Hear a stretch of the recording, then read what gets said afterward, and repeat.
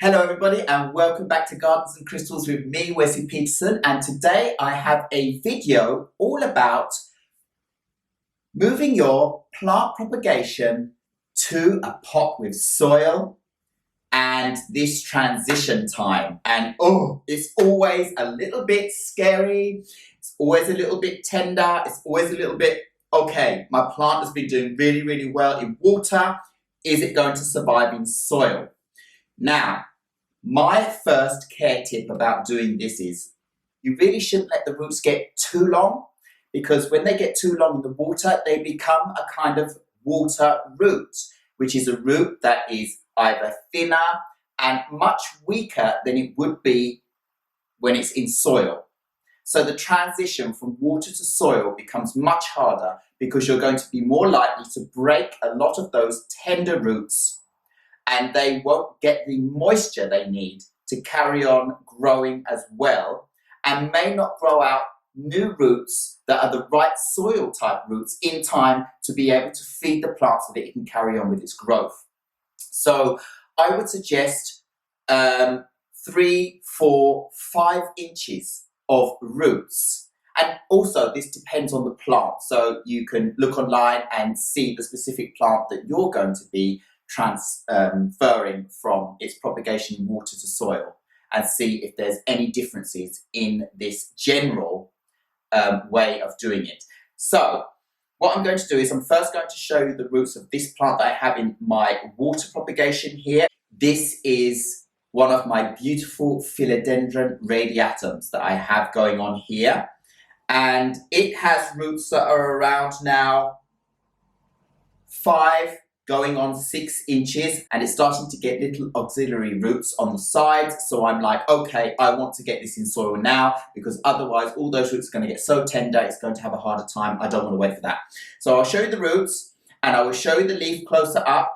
This plant at the moment has a juvenile leaf still. It's a beautiful shape, but these leaves can get so much bigger and they will change shape the bigger the plant gets. So that's really exciting. And I've just discovered, before I even bring it up to the camera to show you everything, that this plant has a new stem coming out where a new leaf is going to grow, because I chopped off the top of the one stems to make another propagation just as a safety net. In case something happens to this, I have another little extra piece to work with. So let me just bring it in so you can have a closer look at the plant and the roots before we get repotting. So first of all, I just want you to have a look at this leaf close up. Look at the shape, look at the form. It's absolutely beautiful. And if you look at my hand behind, it's much bigger than my hand. If I put my hand in front, you can see it's much bigger. Beautiful green color, one tone, and look at these jaggedy edges on this leaf. And as I said, this is a juvenile leaf. This leaf will change shape and get much deeper, longer, jaggedy edges. The more it grows, it's going to be fantastic. And you can see here on this side where I pruned the second leaf that hadn't unfurled at all yet. It was still in its sheath. I cut that off because it had a node. And I thought that would give me a chance for a second plant if anything should happen to this one. And because I did that, and even while this plant is still in its propagating state, it has produced me this beautiful stem down here with a leaf on it, ready to come out. And that is just so exciting to see. So when that's come out even more and stabilized, I will be able to cut back this piece, because there's no need for this stem. This will never get a new leaf on it. I can cut that back and get that out of the way. But for now, I'm not touching it because I don't want to get anything in the plant, bacteria or anything, now that it is so well established and happy. And look here at the bottom at these roots around my face. Aren't they beautiful? So as I said, around 1, 2, 3, actually 4 inches, 4 inches and 3 on the other one, 3, 4 inches, perfect size to repot this plant. And look at all these extra auxiliary roots coming out here. Aren't they amazing?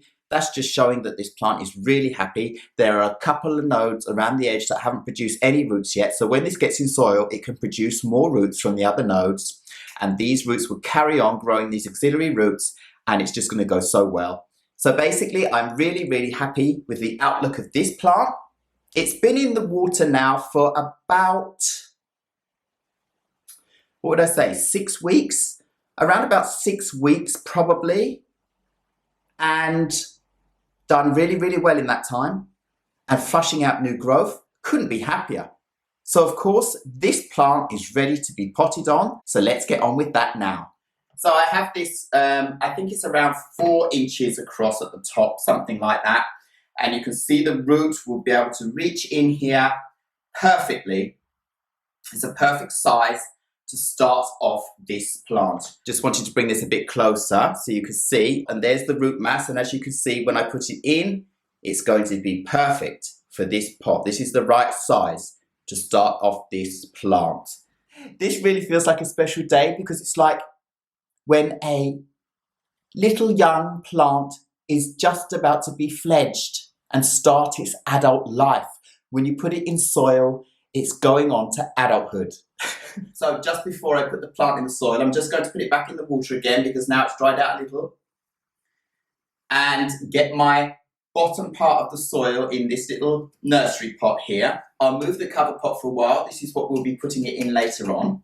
So the first thing I want to talk about with tips about soil is it's very important that this plant has well-draining soil. It's a plant that likes to go up against other plants and it does produce aerial roots and such forth. So you don't want to have this plant in any kind of boggy, soggy, compacting soil. You need to keep it aerated so that water can filter through quickly, but keep the soil moist. So what I have used is a very good potting mix, a lot of bark, wood bark chunks mixed in, and a lot of perlite all mixed in to give a nice airy soil so it doesn't compact down. That is very important. This is the most important thing. No compact soil. So you'll be able to water your plant whenever you need to and keep the soil slightly moist, but it won't get bogged down because that will rot the roots. That's very important. And also, when it comes to fertilizing in the growing season or when your plant is growing at any time, you can fertilize your plant, but do it so that it is not too close to the stem or the central part of the plant. Do it a little bit around the edge and use probably a little bit less than the recommended dose when fertilizing. And you can fertilize every couple of weeks or so. Not too much fertilizer, but when your plant is really putting out a lot of growth and it's in a pot, it will need more fertilizer. You can also use slow releasing fertilizer that you lay around the soil, and that will release every time you water your plant a little amount so it doesn't become too much. But basically soil that aerates very easily, keeps the moisture, but not soggy or wet is perfect for your plant. This plant can be allowed to dry out between waterings and then re-water again, but not too long of a time, extensive periods of drought. That's not going to be good for your plant either. It does like to be misted over because that way you'll keep these lovely big leaves clear from dust, especially when it's indoors. You need to dust off your leaves. So spraying them over, keeping the humidity up around the plant is very, very good. This plant can survive in normal house humidity very easily, anything from 50% and above. In the room I'm in at the moment, in my indoor terrace garden, the humidity is always between 60 and 70%, which is absolutely perfect. And these plants are just racing to my ceiling, these vining plants. They're just loving it, even though it's low light. And when it comes to low light with this plant, well, I'm happy because I have a low light situation in here, and this plant can cope with low light situations quite well, better than maybe some other philodendrons. So that is also good to hear. Of course, it needs light. Indirect light, filtered light is very good. Bright indirect light, absolutely fantastic. The brighter the light, the more your plant will grow. And that is the same in nearly every single circumstance. So when we say plants can cope with low light, it doesn't mean no light, and it doesn't mean that the plant doesn't need some kind of lighting, natural or otherwise, to be able to photosynthesize and grow. When it comes to potting, the roots like to be able to expand in an aerated, loose soil. And then when the plant has maxed out the space in that pot, it will reduce its growth or maybe completely stop growing and be stunted.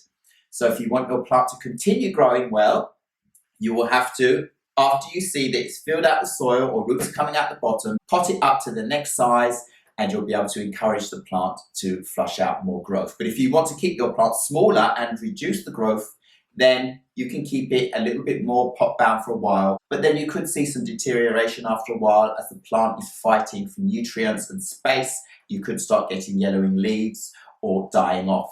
So it's a balancing act when you have your plant in a pot. Just keep an eye on your plant, feel your plant, look at your plant and let your plant tell you what it needs. So with all that said, now I want to get on with the repotting. This is an exciting moment for me, but at the same time, I just hope my lovely baby's going to make the transition, the fledging, the transition from being a baby to an adult, because that can be tough at times. So, a little bit of soil at the bottom. Oh, straight out the bottom. A little bit of bottom, soil. And then what I'm going to do is I'm going to put this pot up here so that I can grab handfuls of soil and place in as I place my plant in. So, now for the moment of truth. Live on camera. My beautiful Philodendron Radiatum is moving into adulthood. Another thing with this is I can see where the root nodes are and I can see where my new stem is coming out. I do not want to plant this plant lower than that level. I don't want to smother the new growth. I don't want to smother the stems. So we're basically just going to cover the roots and let the plant establish itself that way. Now these roots are so delicate, so I'm really so worried about everything, but you just got to get on with it. Sometimes you've got to let your babies go. They've got to grow up. So, time for this one to grow up and be a beautiful plant. It's been doing so well as a cutting and it's propagated simply so well that I just hope that it's going to make this transition easily too. So, I'm just pushing the soil down a little bit around the edges of it just to support the plant up. And that's it. I'm not going to put any more soil in now. And there we have it. It's standing up beautifully straight away. I'm going to bring the plant in now so you can have a closer look so that you can see that I've only put the soil up to the bottom of the stems, and where the new shoot is coming out, it is above the soil level. And this is all around 1.5 to 2 centimeters, or maybe we can say, yeah, just a little bit less than an inch from the top of the pot. So let me just bring it in so you can see how it looks. Now look at that already. Isn't it perfect? And I'll just try and bring it in closer. There you go. You can see the soil is just below that new shoot coming out down there. So this is just perfect. I am in love. It looks beautiful. We'll give this plant a good watering because this soil is a little bit dry. And remember, this plant has been living in water, so you don't want to put it in soil that is too dry. Just a good watering through. I have drainage holes in the bottom, so it won't be bogged down or anything like that. But it needs to be kept moist as those roots establish themselves to living in soil. So that's this beautiful baby plant potted up into its nursery pot. Now I want to put it into the cover pot to show you how beautiful it looks straight away. And then I'll give you a closer look with the shoot coming up still, that is still able to come up through the top and establish itself. So look at this. Isn't that beautiful? I now have myself a beautiful new plant, my beautiful Philodendron Radiatum. And you can still see down here the little shoot popping up, ready to grow out and expand into a new leaf. And when that's done that, I can cut this piece down, but I'll just wait for now because this plant can still use this part of the stem to photosynthesize. Any part of the plant that has chlorophyll in it is photosynthesizing. It's not just the leaf itself. Remember that. So this plant is still using this piece for the production of food. So I'll leave that now until it has thoroughly established itself some new leaves. So I am all done with the repotting and care tips of this plant for this video. Just keep a good eye on your plant, test the moisture. You can get your moisture probe, put it into the soil and test the soil moisture so you don't overwater or let this plant dry out too much as it's established itself. And remember, it's got beautiful airy soil, so it's got plenty of space for those small roots to grow out and find all the corners of the pot now. So, all that's left for me to say now is thank you very much once again for watching Gardens and Crystals with me, Wesley Peterson. Please remember to like, subscribe and hit the bell so you know when my next video is coming up. And I will see you in another video very, very soon. Goodbye.